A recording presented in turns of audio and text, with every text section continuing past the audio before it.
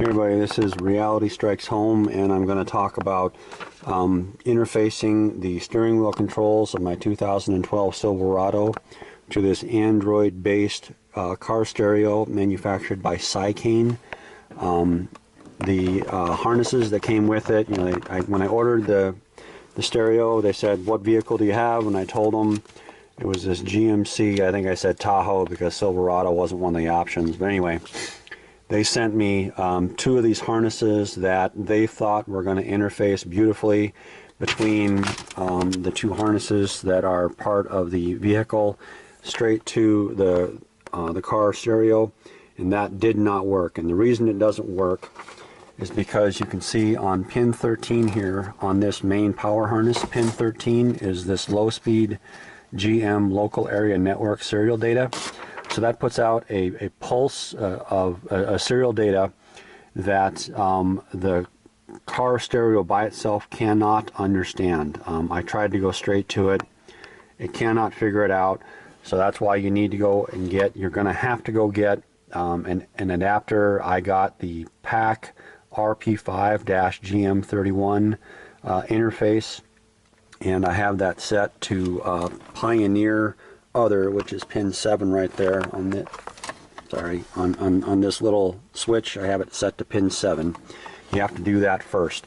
I guess Axxess is another interface that would work just fine, but you are going to need one of these modules right here. What the module does is it takes the serial data stream and it converts it into a resistance that it puts out on this blue yellow wire right here, and I will wire that up eventually. I just have it jumpered right now to this key 1. So that's the pin that it's got to go to, is key 1. You don't need to hook up the SWC ground. You just need to hook up key 1 here to this yellow blue wire, and then you'll be okay. But what you'll see here is when I press my volume down button, you'll see that the module is getting that signal, and it's actually converting it to 24.1 kilo ohms. Volume up is 16.9. Play is 8.8. I just want to show you also, if you have it set on Pioneer, OnStar will remain intact, and that is how PAC designed the interface module. So if I press this, ready? Thank you. Goodbye.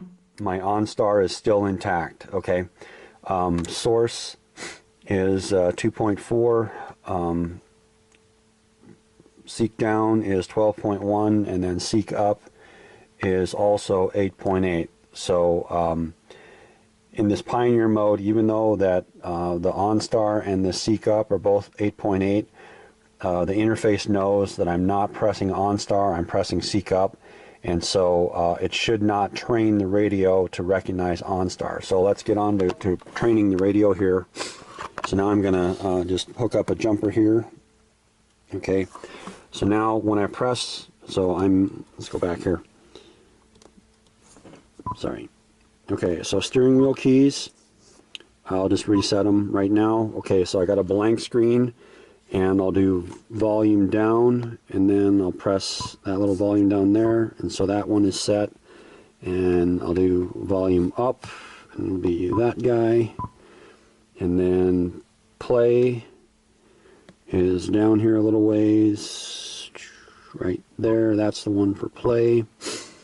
And then I'm going to do a hold on that. And so now with the long click, I'm going to change that to stop. Alright, and then I'll do seek up, which is there. It's the same. I'm going to do where'd it go? Way down. Well, anyway, I'll just set that one for seek up, and then I'll set this one for seek down.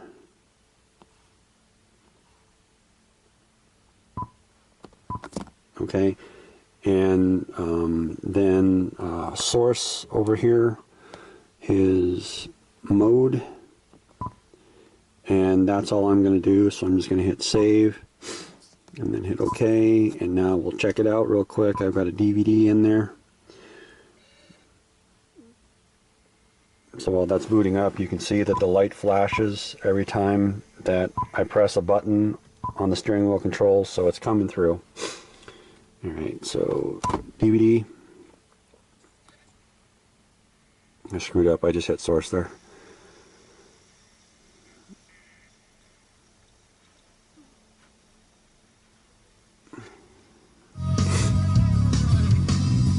Okay, so we'll turn the volume down, turn the volume up,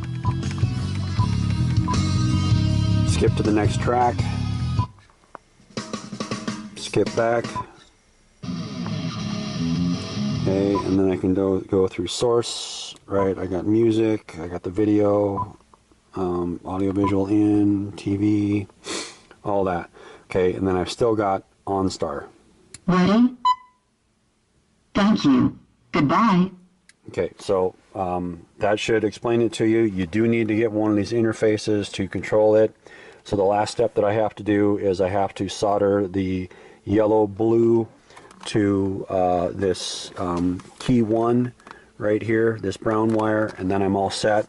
Also be advised, if you do get this module right here, the first instruction they tell you is, oh hey, by the way, we didn't design it right. You're going to have to jumper this yellow wire and this black wire between the connector right here and the other side, the radio side basically of the module.